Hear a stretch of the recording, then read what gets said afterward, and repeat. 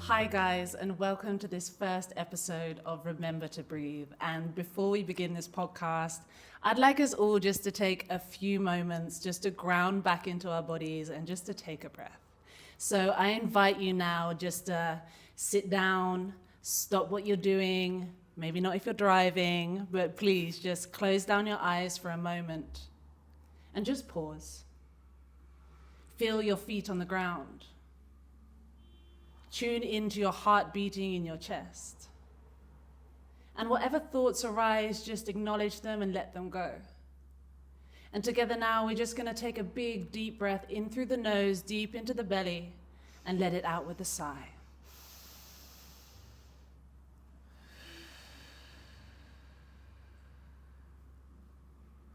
Thank you so much. So welcome. My name's Jess. I'm a Soma breath transformational coach and breath therapist, and we're going to begin this podcast, and I'm just going to say the electricity has just gone. So if we start sweating and get a little bit warm, we'll hope that the fans will come on in a moment, but as always in Sri Lanka, the electricity is a little bit unknown. But welcome to this podcast. Welcome. And first I just want to say thank you for giving us your time and your attention. Those are your two most valuable currencies because everything is demanding our attention these days. So for you to take this time out of your day, to come and listen to us, to share this experience of us, we're so grateful. So this podcast, I want you to imagine like a monthly check-in, like just a way for you to ground in, assess what's been going on this month, what you've been feeling, what you've been going through, and really just allow yourself to discover yourself, to maybe look at your life from a larger perspective, and really just, instead of viewing things are happening to you, just to start to alchemize and really see your life from a different lens. So thank you so much for joining. And Angelo, I'd love it if you could just introduce yourself. So my name is Angelo, and I've been on a self-development journey after COVID, like a lot of us. COVID was a period where we found that kind of figuring out who we were and that little pause that we needed. So throughout that journey, going through meditation, yoga, stuff like that, I came across breathwork. And the first breathwork workshop I went for was Jess's, and that's how I came across her. And after that, I got close with her and her partner. And then I think beyond that, we went on trips together. I focused on the branding for her Aligned Energy brand. And from there, we decided to start this podcast and share what we have learned with everyone else. So, Jess, do you want to explain to everyone about your workshops? Of course. And that's a really nice way of explaining it. I think, we've come together in different business ventures and all that kind of thing. It's really just expanding. And I think both of us are here just to kind of share our experiences, because I think it can sometimes feel a little bit lonely, right? You feel like so many changes when you start changing your life, and it's really important to remember that there are people out there that resonate with you, that are like you, and it does take a little bit of courage to make these changes. So I think it's very much needed for people to hear just our experience, really.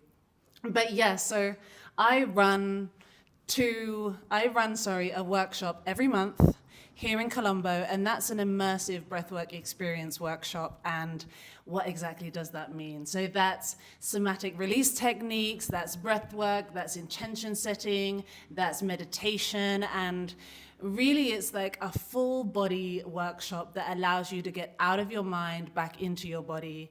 And the kind of formula I use is let go, align, create. So we let go of the past. We let go of things that you've been holding on to patterns, to programs, to things that no longer serve you and holding you back. And then what do we next do? We align. We align with what feels authentic with you through intention setting, through getting really clear of where you want your energy to go. And then finally, with the power of the breath work, we create. We raise our vibrational energy. And this formula, let go, align, create, is something you'll hear me speaking a lot about because I think it's just so beautiful and so simple. And it's a really powerful way to really reset your energy and know what you're ready to let go of, what you want to align with, and what you want to create in your life. So I think it's really powerful. And that's going to be the structure of the podcast as well. So if we'll try to stick to it, the structure of the podcast, let go, align, and create. Exactly. So I guess we can talk about what last month's workshop was, which was an authentic self workshop. And if we talk about authentic self, then we first have to kind of discuss, okay, let go. What do I have to let go of if I want to align with my authentic self? And that's shadow. Mm. And shadow can seem a little heavy, and it's like, okay, what is shadow? And the way I see it is shadow is a part of yourself that you hold blame, shame, or perhaps you've deemed unlovable, or you want to hide from the world. You imagine like a shadow is the opposite of light. Mm. So the light is the part of you that's joyous, that's just out there, that's sharing, that's shining. And the shadow part of yourself is something that maybe you hold, you don't want anyone to see. And often these behaviors of shadow is something that we pick up from childhood, and it's a coping mechanism. And you'll see us discussing, I think, quite a lot about things to do with childhood, and it's no blame. We're looking at things from like a larger perspective, and it's really important just to kind of analyze these things. It's not our parents did the best they can with what they had at the time, and that's a responsibility we need to take as adults as well. But we can kind of look back and see like, oh, is there actually something that I'm holding on to that doesn't feel good in my body anymore, or doesn't align with the person I want to be? So shadow is something really important, and we went over this in the workshop, and it was really lovely. We all shared what shadow was, and it can seem a little bit intimidating sharing your shadow, but I think as soon as we out our shadow, we feel really empowered. Yeah. I think when you mentioned the word shadow, it was very confusing for me, because like I've never related the word shadow with anything negative, because it's just like usually, your shadow. But when you explain the idea of like shame, blame, and like how it's the darkness, but it always follows you around, like your shadow, that made so much sense. I love and that. Like, yeah, I could relate to that well, and like I saw that in a different light, that it's always there with you. Even if you think you're like hiding it and like putting it deep inside, it still follows you around. So I feel like that was very important. And at the workshop, just hearing other people sharing also and having those similarities was like, oh, I'm not in this alone. Like those shames are maybe not just like parents, it's like culturally, on a larger scale. Definitely. Where it's like we all feel this because there was some sort of pressure around us. And that was really nice to hear. That was kind of relieving in itself. I think you put it perfectly. Like shadow can be like maybe something your parents have put on you, or maybe something society has put on you, or maybe something you've even put on yourself. Exactly. And like you said, in the workshop, the thing that was so amazing is that we're sat in this circle and everyone's vulnerably sharing their shadow or something that's been holding them back. And pretty much everyone said that they felt misunderstood. Yeah. And I remember sitting there in a room full of people being like, everyone in this room feels misunderstood. Which is almost like a misunderstanding in itself. Like, if everyone feels misunderstood, then no one's misunderstood. Yeah. But you know what I mean? So as soon as we out it, it's like, oh, I don't feel like anyone understands me, or this kind of thing. It can be like, oh, actually, you almost let a little bit go when you just say it out loud. Yeah. And these are definitely things, like, our shadow's holding us back. And when we bring this conscious awareness into our shadow, we really empower ourselves. And you feel that energy, right, of a shadow, like of the shame, the embarrassment. And there is healthy embarrassment. Society does have to keep us in rules, but I don't know, I feel like when we manage to out our shame, like you just feel this like elation of energy, right? It's really beautiful. I think something important, the word you use, blame, as well. I feel like a lot of people struggle with that, in terms of like when you start being inquisitive about where does this like shame stem from, like it's always something external. And most of the times it's like upbringing or parenting or school or society, right? And then you feel like, oh, am I blaming them for this? And this was a like question I had a lot. And after the shame work, the shadow workshop, only I kind of looked at it and I questioned it, because I was like, okay, what's the line for, am I blaming them by looking into this and like figuring out that's where it stems from? Or is it more of me just being curious? And then kind of what I fell on was the idea of, if I'm to say that it's the way I phrase it. It's, if I say they did this to me, then that's blame. But rather, if I view it as something that's passed down, it's like an inheritance. That's a positive of it. Like inheritance is like, oh, like my grandparents or my ancestors got this wealth and now they're passing it down throughout the family. Yeah. So when it comes to this, like, shame and all of that, it's like, okay, it's passed down. It's not that my parents or grandparents did this to me. This is something that was passed down to them and now they're passing it down to me. So then it's my responsibility to what I do with that, right? So it's like the inheritance. You get it. What do you do with it? Do you spend it? Do you keep it to give it to your next generation? So it's like that. Do I take this shame, pass it on? Or do I take it and change it and like either get rid of it and then pass that down? So that was very important for me when it came to the blame aspect, to figure out, okay, where am I actually blaming and where am I actually just being curious to know where it comes from, so that then whenever that trigger or that kind of behavior comes up, I can observe it and be like, oh, this is a moment. Because I looked into it and I figured out these were the moments, these were the stuff that made me have this shame. So this is a moment for me to kind of see if I can change the behavior and catch those opportunities. That's so beautifully put. I think, like, especially the word inheritance, right? We kind of think that it comes with a positive. Exactly. Like, I have gained something from you. You have given me something, but I don't want to use positive and negative so much, but there is also the negative side of it, where like you've given me something unconsciously. Exactly. And I think also we are from a generation where we're actually really blessed, because we do have, because of all the security and the safety that our parents, our grandparents have passed down, we have like come to a time, especially in a post-COVID world, like you say, where we're all given the gift of time, whether we wanted it or not. But I think we were all given some clarity during that time. And I think we definitely have the tools, the resources, the mindset, the dialogue to discuss things that aren't even, that weren't even in our parents' generation, and especially their generation before. Like, they didn't have the time, the energy to even process this stuff. Exactly. And we are so lucky to be able to do that now. And I think also the awareness of it, because it's like all those come from, like, we have the benefit of being able to actually, now see me coming across your workshop even, like stuff like social media, where you can freely advertise your stuff, someone can share it, and someone who really wants it can come across it and come for a workshop. But in their time, it was just, there was no internet. So it's just like your household, your family, like in the house, what happens, your school and your church or your religious, entity. Those were the communities. And whatever happens there and is said there, and whoever governs that body, whatever they say goes. So everyone is under that same kind of, there is no external thing for like, oh, it can be different. I can think in a different way. Or like this behavior might be something that's negative for me. So like, I feel like those also are, like, we're blessed with the fact that we have that access to information and different perspectives, different mindset, the access to tools, and like people with the knowledge on those tools that we can easily just freely access and like use those in our lives.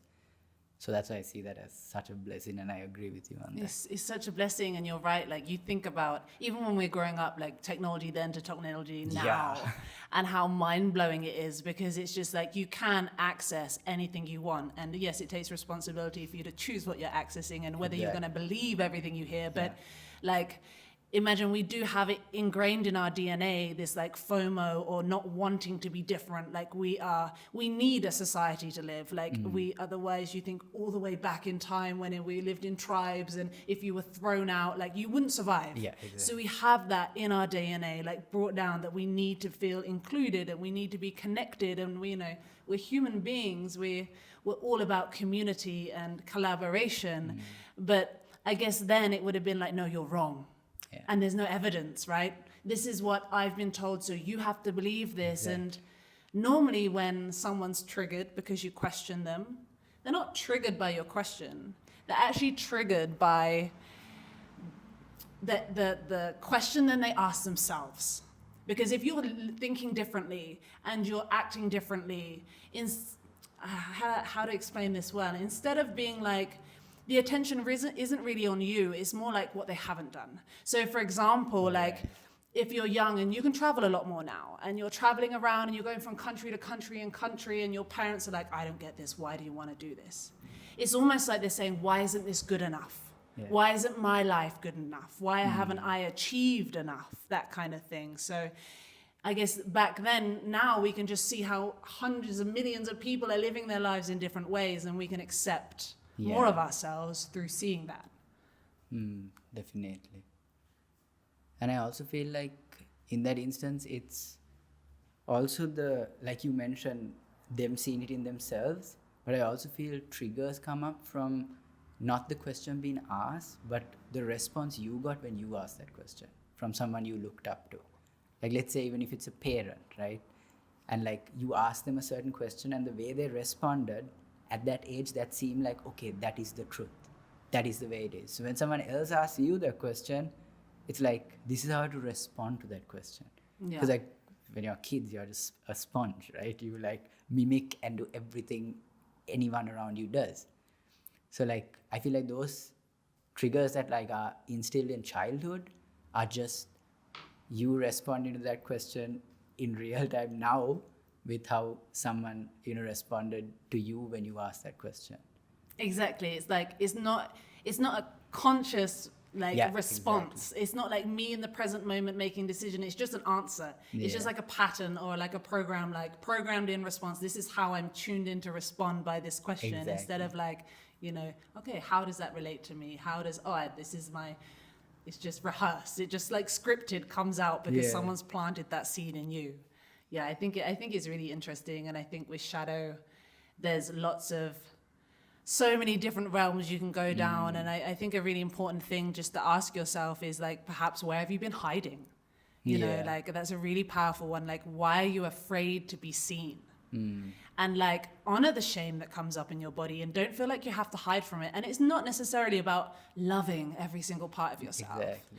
It's about accepting that the person you are right now in this present moment has gone through everything to get here, and you are perfect and you're exactly where you're meant to be. And everything, that lesson has made you the person who you are. And I think that's the power of integration of shadow. It's not hiding. I can just think of still the shadow following me around and like imagining someone trying to hide from their shadow. It's like standing courageously in front of your shadow, being like, I have made some bad decisions in my life, but you know what? They make me stronger, or they've made me, have better judgments now. And we can't erase what we've gone through. And instead of holding on to that shame, we hold on to it to our bodies. We tense ourselves. When the shame comes up or the embarrassment, we feel it, right? That flood comes in, you tense yourself up, the anxiety or the energy gets stuck, and you're like, oh my gosh, your nervous system just like goes into like fight and flight mode, and you're just like frozen. You're out of the present moment. And it's really just like you say, bringing in that awareness. You're like, I'm triggered, or I feel embarrassed, or I feel shame. Honor it. I'm not going to ask for it to let go. We're going to first become aware of it. I feel ashamed. And like, this takes a bit of practice, but I think it's really important to think we're not about, oh my gosh, I love every aspect of myself, but it's like I can accept all parts of myself. Yeah, because I feel like what you just said, that like loving all parts, like saying that everything about you is good. It's like that toxic positivity in a sense.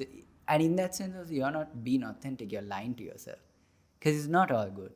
So like for me, the idea of shame is such a good like lesson.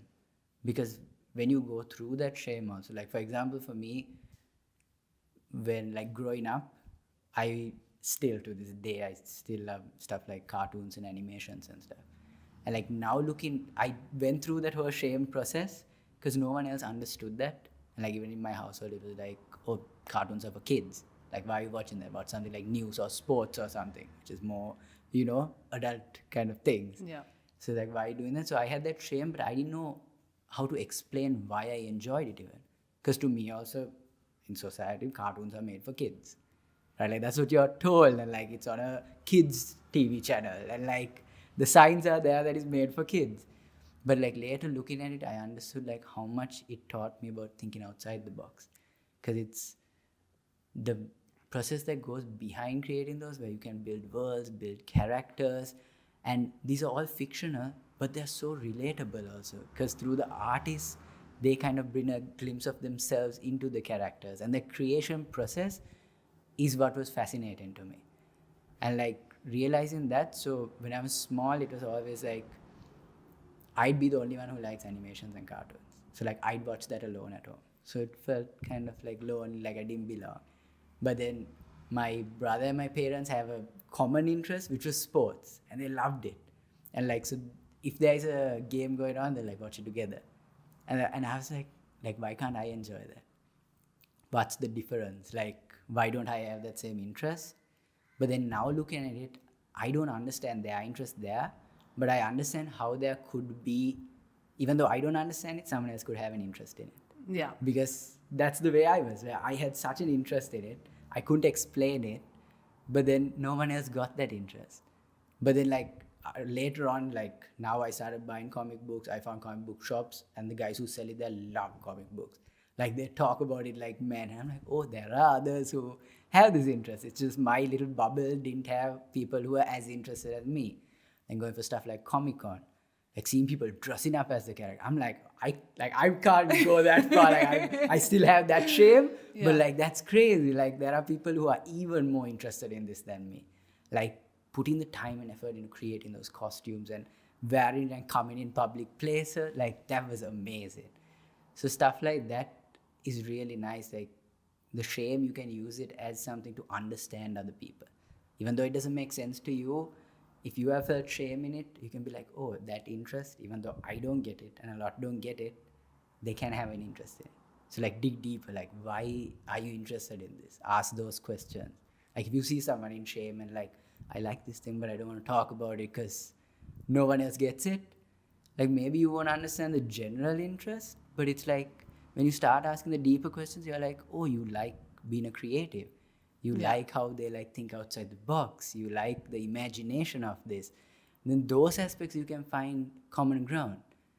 And like that was fascinating for me to even talk to people and like find those interests in the stuff that I don't understand or I don't have interest in. Yeah.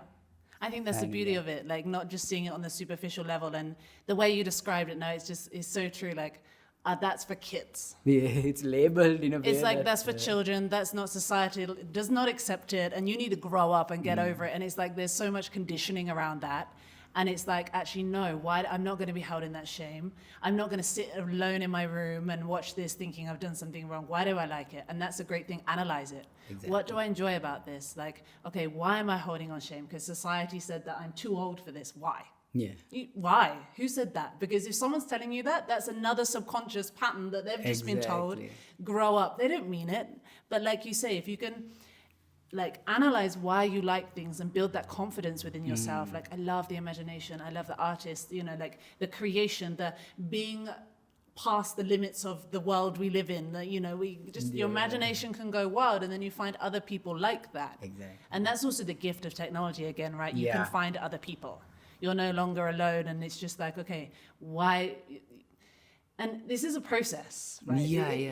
We hold on to shame for quite a while, and then we have to first bring the awareness into it. And then we also have to forgive ourselves, because when we have shame conditioning, we think we've done something wrong. So when we're kids, we need our parents, our family, our caregivers to survive, right? Yeah. So when we're shamed, and like I said, there is healthy shame, but sometimes maybe your parents weren't able to regulate themselves quick enough, and again, that's okay. But when the shame's put on us, we take responsibility, because as a child, you can't survive in the world. So it's like the first ever coping mechanism of like, I must have done something wrong.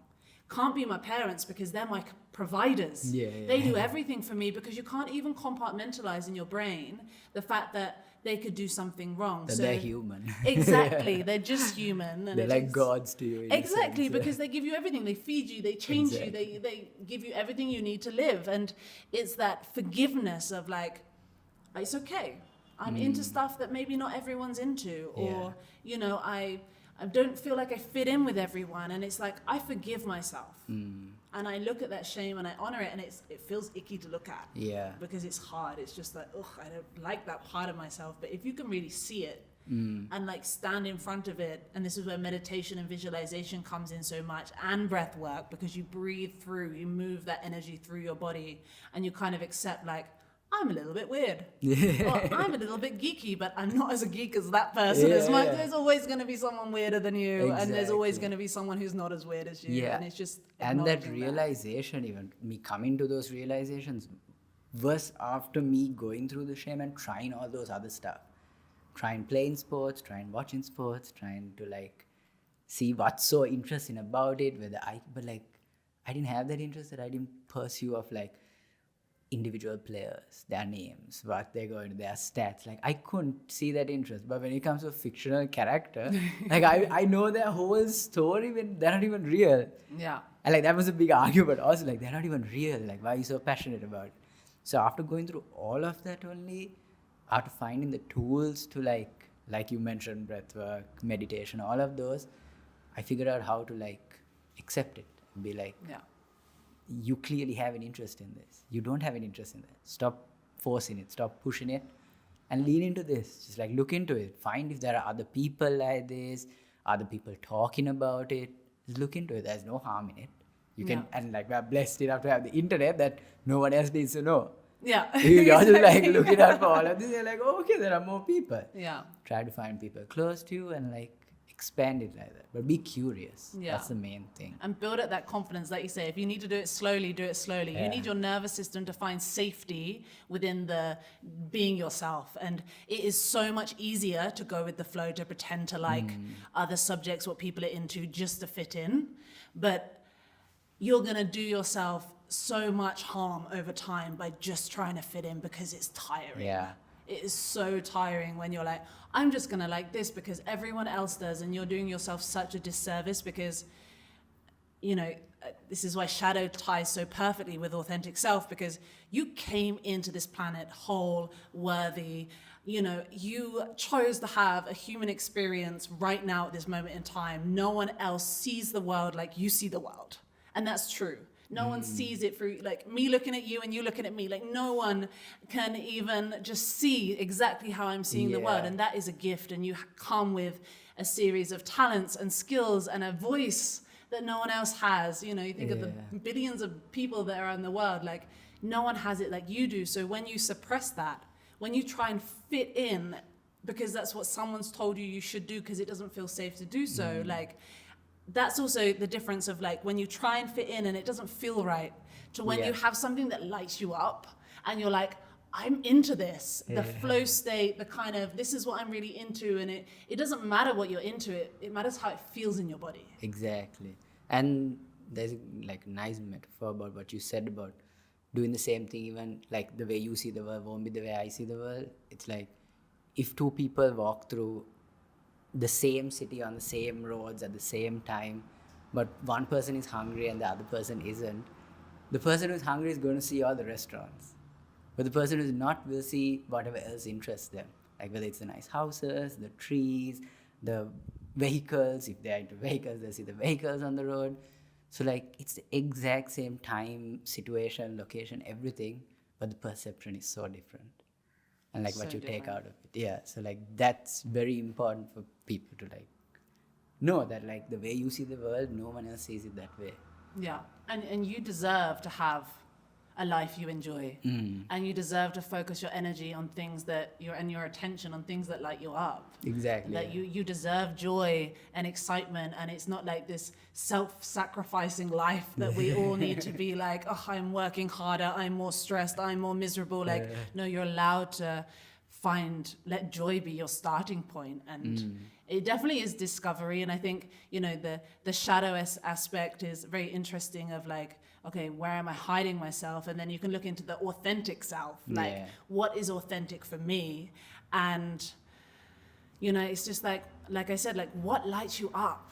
What those things that you lose hours doing and you really love doing and you're just like, oh, I lost myself, you know? And it's, again, sometimes it actually it's a really simple question, like what do you enjoy doing? What do you love? What do you value? What do you spend your money on? Like past bills and boring stuff. But like, and you can kind of start to see a pathway of like the things that you really enjoy and follow that. But again, it takes courage. Yeah. Because a lot of society will tell you, why are you doing that? Like, just be like everyone else, and you can't focus on that, you're selfish, and all this kind of things. But it's almost like, I don't know how to say this, like, we owe it to ourselves to be authentic, and we owe it to the world, because when you're in a good mood, you just project that energy out and everyone's in a good mood. Same if you're in a crappy mood, like same thing. Like, but if you're in a good mood and you raise your vibrational energy and you share that, like, love just multiplies. And like, people get the vibe off you or the energy off you, and they're like, oh my God, what have they got? And it's not about what they're particularly wearing or what they look like, how attractive they are in society, or what everyone tells you, how much money they're, and it's their energy. Yeah. Like, oh my God, because they're in their authenticity. And you're like, I want what they've got. Exactly. Yeah. And it's not about I want what they have. It's like, I want what they have, meaning I need to find that energy that's resonates with me, what's authentic to me. That's a big misconception a lot of people, I feel like, have, because when they see a person being happy, it's like, oh, if I have what they have, I'll be happy. Not knowing that if you pursue your authenticity like they have, and they're pursuing stuff that actually interests them, then yes, you'll be more happy. So I think now moving on to authentic self, what is authentic self to you? Authentic self to me, my authentic self is the person I am when I'm just completely in my element. I'm in my energy.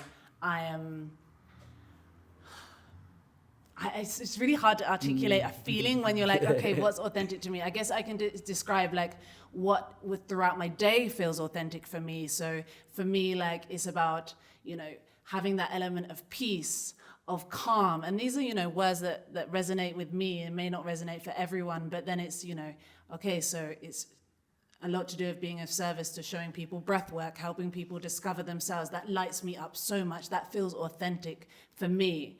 And then there's a side of me that's creative, has that creativity, like, it's just those feelings, like when you're outside, when you're in nature, when you see a sunset, like you get that feeling in your body that you're just like, like, it's not particularly high or low. For me, it's like a solid, like, neutral.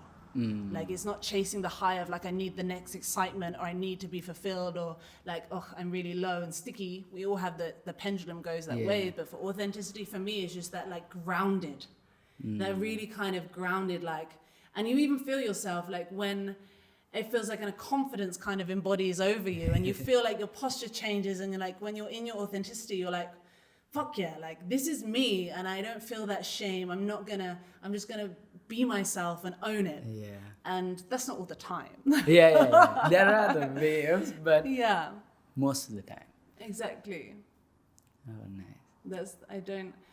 I think also it's like things change. Like I could sit and describe things that feel authentic for me at the moment, but maybe in 6 months, the tangible, the outsourced things, like you said, you see someone and you think that something has made them happy from external, but really it's just honing into that energy of authenticity. You know what I mean? And doing those check-ins, like, because we're always changing, we're always going through seasons. It's like, okay, how does the energy of authenticity manifest for me right now? Meaning, what do I spend my time, my energy, what's really lighting me up? And then, maybe in a year that changes. Of course it's going to change. Of course it's going to change. Like, everything changes, and it's just like coming back to that feeling of like, what feels grounded in my body, and what feels safe, and what feels good. Nice. Authentic self. Yeah, I feel like what you said is so true. It's so hard to put into words. Yeah. Because it's like, it's something that constantly changes as well. Yeah. But then for me, I feel like authentic self is that when it's again to do with the shame and stuff, where that is something I look at as if it was passed down. This is something that was cultivated during your childhood. Maybe something in it got you so excited that you can't even remember the memory, but it's instilled in you. And that kind of interest, like, perceives, like, goes throughout. Exactly, and I think there's a lot of things when people are like, okay, authentic self, I don't know how to get back to it. Go back to your childhood. Yeah. Like, go back to your childhood. Like, what did you do as a kid? Like, I remember like playing with worms, always being in the garden. Like, obviously, I think a lot of people have same things, and it doesn't matter. It's not about, oh, I did that too. You can't have that. No, like, Yeah. or did you like to play? Did you like, and go back to that childhood part of yourself. And it's a matter of just trying those again. Like, Yeah. it sounds silly, it sounds stupid, it sounds childish, but it's just, if you try those now and they still excite you, there you go. That is Exactly. something that has still persisted, even though maybe you have stopped doing it for years, but still that interest is there.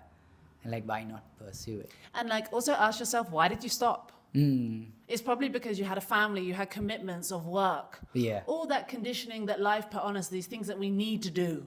You need to do these things. Yes, we have responsibilities. Yes, we need to earn money. Yes, we need to, have resources and protect ourselves and, function in society. But most of the time it's like we stop doing those things because someone told us to stop. Yeah. Or we didn't allocate the time because it was further down on the list. Priority list. Yeah. Because it's like, you can't prioritize yourself. It's almost like this lack mentality of like, if you're prioritizing yourself, you're not prioritizing someone else. Like, there isn't enough to go around. So instead of like viewing it that way, it's like turning that on its head and being like, if I invested this much time and energy into my own well-being, think how well I'll look after my family.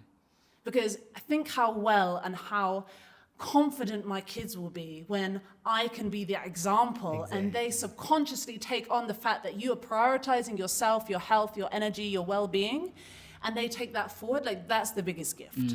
That is the biggest gift, but there is so much conditioning around that you can't allocate the time for that. I think it's that transition from the scarcity mindset to the abundance mindset, where like things are not limited, like they are abundant. And what you mentioned about the first focusing on yourself and either having to give it out, it's like the teacup metaphor. Like, you can't pour from an empty cup. Like, you need to first fill your own cup, and then when you do so much that it overflows, you have enough to give others. And like what you said about parents, some parents think it's wrong of them to focus on themselves and give full attention to their kids. But if you focus on yourself, your health, your mental health, all of that is good, and you still have enough to give to your kids, like, the kids also will look up to them like shit, like they are actually like superheroes. Exactly. Like, they are doing for themselves, and they're like, have enough to give for me as well. And that doesn't mean, yes, there are situations where financial, time-wise, where let's say you're working 2 jobs, you don't have enough time to give. But if you focus on developing yourself, even that little time, you'll be able to give them love and not the stress that you have. You'll be able to regulate yourself so that when you're in that situation, you're in your joy. Yeah. They bring you joy rather than bringing that mentality that you had for the whole day at work into the household. Like, being able to regulate those. Exactly. Instead of being like, what am I doing? It's who am I being? Yeah, exactly. It's not like, what am I doing for others? Like, who am I being? What is the example? Like, take that step back, look at myself, and like objectively, and this is hard because we're so attached to everything through our emotions. And again, this is one of the powerful tools of like breath work and meditation, and a lot of also journaling, where you can actually like gain perspective. You're no longer in the emotion. You're no longer triggered. You're no longer stressed. You can actually step back and be like, if I objectively look at my behavior, what would I change? And it's really hard because, we attach worth onto right or wrong, or I'm not good enough, or you're disappointed. Like, all these things come up that emotionally drag us, keeping us into that low kind of survival mode. But when we're able to like let go, detach, and really like, okay, who can I be an example of? I think is really powerful. And, just finding 5 minutes. If you find 5 minutes every day, it will turn into 6, it will turn into 7, it will turn into 8. And, the more you prioritize your health, your happiness, and your stress, it's like going, instead of reacting to life, is responding to life. And like, that's where you have a choice. And that's when a lot of people are like, I don't have a choice. Life happens to me. This happens to me. And yes, stuff does happen to us that we can't control. We can't control where we're born, the family we're born into, but we can control, or we can, change we can choose how we respond to things. Like bad situations can happen to us, but we can be like, okay, am I going to be a victim, or am I going to take this as an example and allow it to kind of change? Yeah. Or what can I learn from this? How can I grow from this? Because everything moves in cycles. We all change. It's when we stick and we hold on and we don't want to let go because we don't feel that safety and that trust in our body and our nervous system that when we're dragged down. You know, the seasons, the cycles, everything is moving, evolving. And it's like the universe is always saying to us, like, evolve or just like stop. Yeah. Like that's your choice, and that is your choice. We all have a choice. Am I choosing to take the time to learn how to regulate myself? Exactly. Am I taking the time to manage my stress? And that is a choice. And a lot of the times it feels like it's not a choice, but that responsibility of it is a choice. I think the difficulty there of that it doesn't seem like a choice. It's because a lot of people, when you say stuff like affect your life, or now we say like things in our life affected our behaviors now, a lot of people view it as like one big traumatic event that should happen only then only your life is a negative or something like that. And they're like, I didn't have a traumatic experience, so I don't have a choice here. This is just the way I am. But like not realizing that traumas are even those small behaviors that are repeated over and over and then just stack up and it becomes like a big wall. And then at one point, like when you talk about the shame, you're always crashing into the wall, and that's what stops you from finding your authentic self. So it won't be one big event that kind of gets you to that authentic self. You have created that wall. It's when you get those opportunities of, oh, here I'm hitting the wall again. This is the trigger or the kind of reaction I'm having. This is an opportunity for me to change that behavior. And then looking into how do I change it? What are the other mindsets, the options, the practices I can have to, in each option, in each situation like that, an opportunity you get to change the behavior. And then little by little, you're taking the bricks off till there is no wall. Exactly. And it's not a lot of people think it's one traumatic thing makes my life bad, then one big like breathwork session or like you know, a big event I go for, something's going to change my life.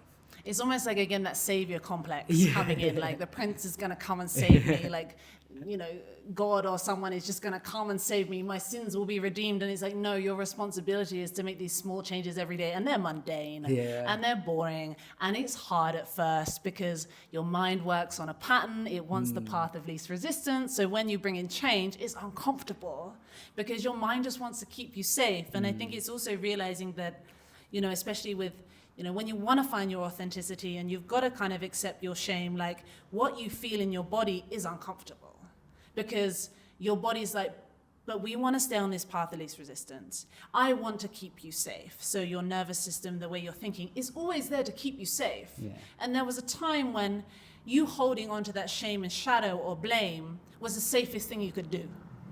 And so it's realizing, okay, I can do these things. Like if I bring in a regular breathwork practice and I start to make the daily changes and I build up, you know, my nervous system and I create these positive stress response and I have a healthier mindset, like the safety kind of net gets bigger instead of being like in this survival mode of just like everyone's attacking me and like, and I say this with full disclaimer, like I still feel at times like people are attacking me. You know what I mean? Like I'll be chatting with my partner and he's like, I'm not attacking you. And my nervous system is like, yes, you are. And it's like, no, like none of us are perfect and it's always us trying.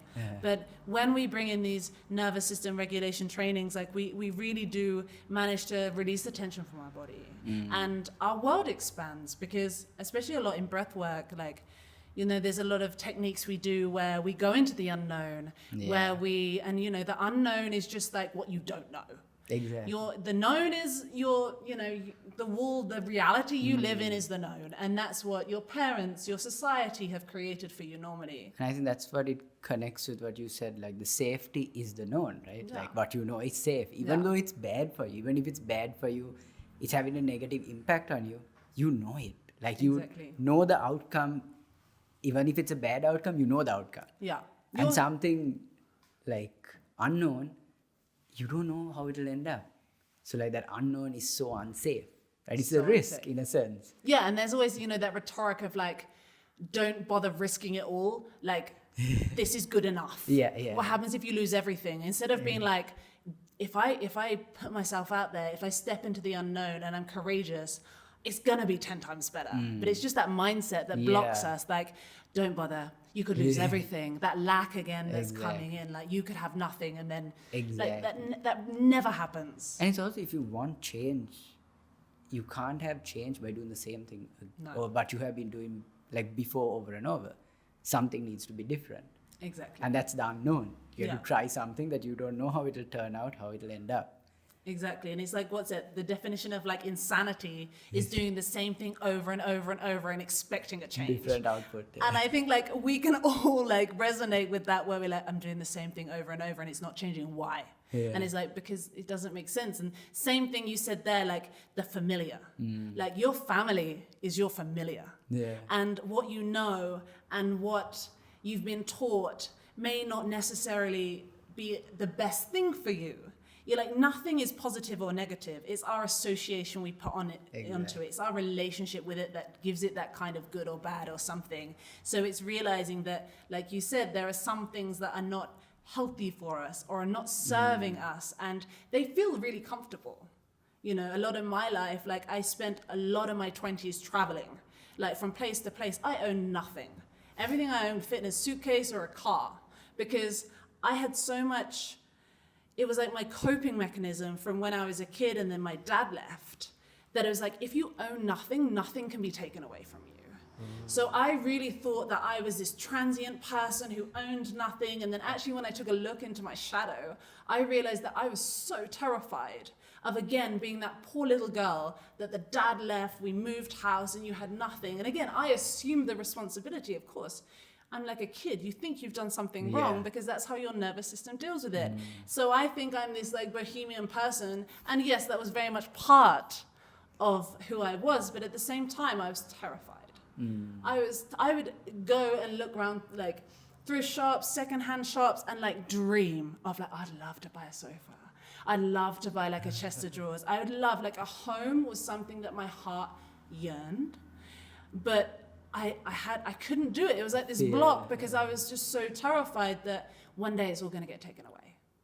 And that was a conditioning that has been since I was a kid. And I had to go through a lot of things. And still there are times when I wobble, when my nervous system, when that pattern, that fear comes up and I'm like, everything's going to be taken away. What happens if you wake up with nothing tomorrow? And I logistically, rationally know that's not going to happen. But still there's a part of me that I have to honor that part.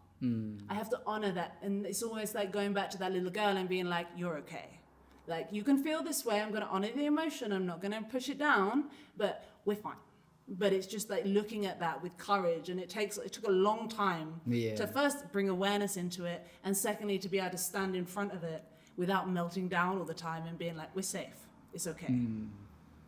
What was kind of the process to, because now you do live in a house, like you have your own place, and like furniture, everything. It's gone from one experience to another, like living years in a van and then being transient and having nothing to this. It took a lot of time and energy and commitment to myself, to getting to know myself again, to understanding where these came from. And that's how I personally came into sharing breathwork with others, because my life was very different about 5 years ago. And it was after my mum passed away that I realized that I was making a lot of shitty decisions. And it was in her passing that I realized that I have a choice in everything. And I need to start making some choices. Otherwise, you're going to be going down a way that you don't want to be living. And so I was fortunate enough to be in the time and the position to invest that time, to really invest a lot of time. And I spent 3 years doing everything, and, you know, meditation, subconscious mind reprogramming, breath work. Like I say, I went on a spiritual bender. You know, I did an ayahuasca retreat. I did a Vipassana. I did an intensive breathwork retreat, all in the space of 6 months. And I really pushed it, and I really gave all my time, because I was just so aware that if I don't choose to let go of the past, it's going to create my future without me even realizing. So I think that is how, and then building trust. And always for me, it's breath work, because in a time that we feel that it's hard to feel, in a time that it's hard to acknowledge your emotions, and a lot of my life I spent cold and shut off, just being making everyone else happy, and I'll fix this, a The doer. facade. Exactly, Yeah. this facade, this kind of performance. And it took a long time to learn to get to know myself, and that was very scary. But breath work really brings you back from your body. It gets you out of your head and into your heart, and it allows you to build up your nervous system. It allows you to build that trust. I am safe within my body, and I can trust myself. Because for a long time, I really couldn't. Well, that's interesting. And what about you? What about your experience with breath work? So for me, before coming to breathwork, it was the whole COVID time. Went through a few bad experiences, like a breakup and stuff, and I didn't have my usual distractions, which was family and like whether it's weed or drugs or whatever it was. And that was a kind of a point where I was forced into looking for something else because I didn't have my usual distractions. And I was like, okay, this is a lot of dependency on external stuff. So then I started looking into stuff like meditation, working out, like stuff like that I could do myself. I didn't need an external place, person, or even like money to do. So then I landed on meditation, which was very helpful, and it was COVID. Like you got nothing else to do. You can meditate for like a whole day, just at home. So I had the time and the opportunity, and I think something we spoke about also that's very important for that self-discovery, for someone to push themselves. The two things are the crisis and the pause. Yeah. Where something bad in a sense has to happen in your life that really makes you question life, and then not having the external distractions that give you easy fixes. It's that forcing yourself to sit with that. Yeah. Sit in that and find within like what are the tools I have, I possess, not where I depend on something external. And like, so that period was like perfect. Like now looking back on it, it was a blessing that all of that happened then, and like that it got me to this process. So it was meditation that I kept doing, and that helped me. So like we say, the response and the reaction, like it's easy to say that, oh, when a situation comes up, realize, this is a trigger, all of that. But you have such a small time from like when the trigger happens for you to react. So hard. That like only by the time it's ended, you're like, what did I just do? Like I let my emotions take over and take control. And I said stuff that I didn't mean to. I did stuff that I didn't want to. Stuff like that. So meditation helped with increasing that pause between the trigger and the reaction. So then in that pause, I got the opportunity to kind of fit in a word or something that made me question it more. And like distract myself from reacting and giving me the opportunity to respond. Yeah. So that was the meditation that it helped me do that. And I started a lot of those realizations that I mentioned, like why I'm doing stuff that I'm not interested in, when there are stuff that I'm interested in and I've just like hidden them away. So I could question like that. And then it went to yoga, where it was more like being in tune with your body. Meditation was the mind, the yoga was the body, and like figuring out stuff like, your flexibility, your limitations, like being proud of yourself, like little progresses. Then I came across one of your stories. Someone shared it on their thing, and I found it, and I was like, oh, this seems interesting. Let me try it. And then when I tried breathwork, it was that perfect combination between the body and the mind, where it connected both really well.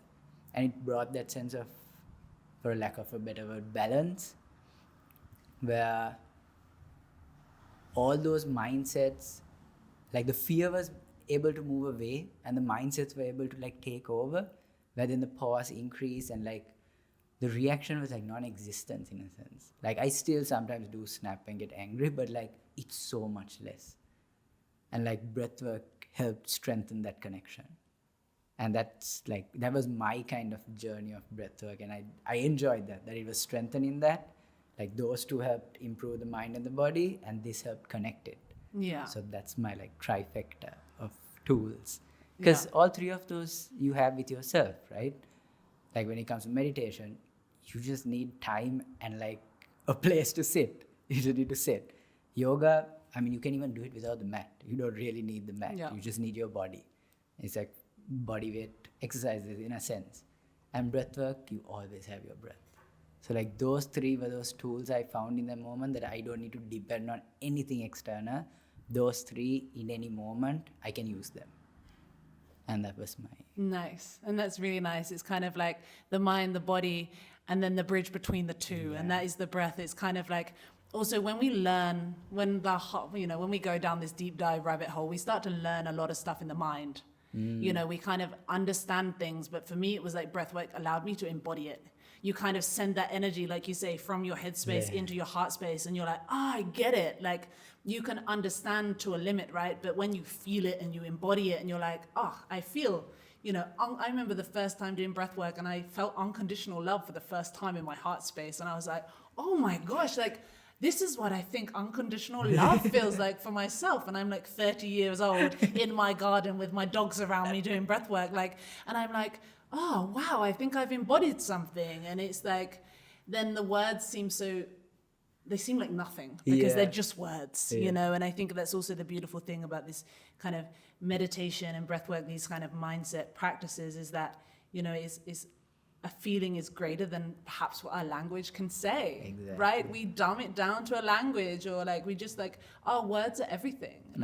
And there's something really beautiful you said, like, in the trigger we can say something that we don't want to say. Like our communication is so powerful because you can ruin a 10-year relationship in one sentence. That is the power of our words. And this is a beautiful tie because this is going to be the topic that we're going to be doing next month. So, but like something so powerful, like you have to, when you learn to regulate your triggers, you do bring that choice in. And, breathwork, meditation, yoga are one holistic approach to really getting to know yourself. And I think it's very important what you said there about, it normally takes a big life dramatic event or an event for us to really make change. Maybe that's a death, maybe that's a health issue or something, or a natural disaster or COVID, to really make that change, because that's when the kind of like the rug is pulled out beneath us. But the second really important part is that quiet. You have to stop listening to everyone else around you. You have to stop seeking external validation, and you have to go within. And at first it's hard. When you close your eyes and you try not to think, you're not going to think. And then your mind's going to go, you shouldn't be doing this. And, we've got other stuff to do. And, think about your email, or have you looked at your phone recently? Or, your mind is going to go from that. And I think that's meditation is a wonderful tool, but it's a lot harder than breath work. Breath work is this embodiment it's a very active meditation. So it's a lot easier to reach an altered state of consciousness, or it's a lot easier to embody things, especially with our society. And I think that's why you see a lot to do with breathwork nowadays. A lot. It has boomed. Even ever since when I started doing my training, it has boomed because we're ready for it. We're ready to start embodying our feelings and to stop locking down our emotions. And that's why you see people crying on a floor and all these different things, and it can seem like a lot, but like we are held in so much for so long that it's now time for, as a collective, a change. Like stop trying to just be approved of or be a certain person or to fit in a certain mold. It really is about honoring yourself, your authenticity, and coming back to that. And I think breathwork has come in a time where it's really needed as a tool, really needed. And what you said about language and the words, when doing branding for clients even, that's a big struggle I see them having, because it's a misconception of how you use words as well.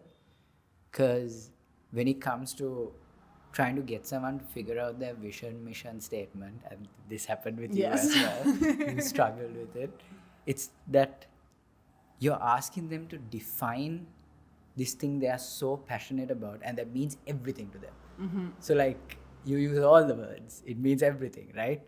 But then figuring out how you can get across that meaning to people.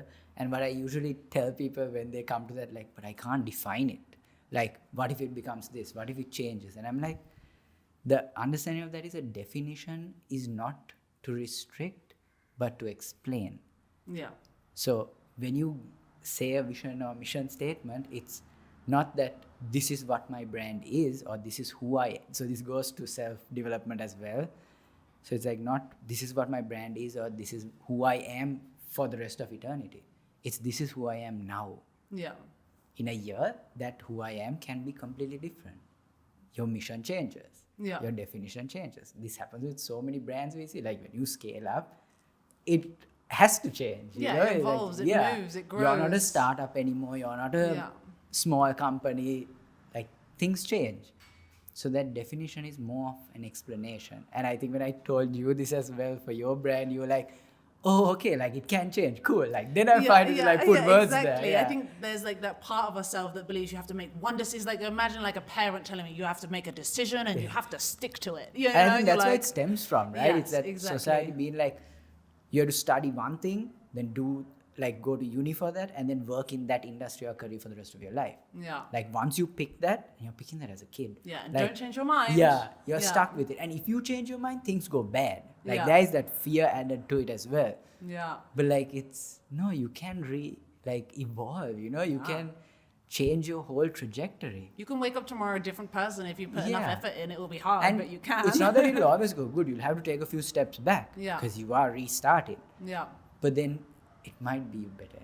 Like, you know, you'll never know if you don't try. Especially if it feels good for you. Exactly. If it feels good for you and you follow the feelings and what feels right from that place of like what's authentic for me, it's always going to do better. But it's just that conditioning of, it's almost like if you change your mind, you failed. Yeah. You know what I mean? Like you changed your mind, or you're fickle. Yeah. You're failed. Or like that whimsical, like, oh, can't you think of something and stick to it? Yeah. You know, that kind of thing. So I think it's really important to have that courage to change if it feels authentic to you.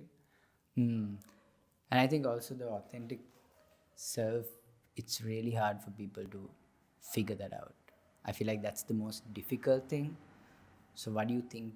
I mean, what would your suggestion be on some tools relating to breathwork that they can use to create?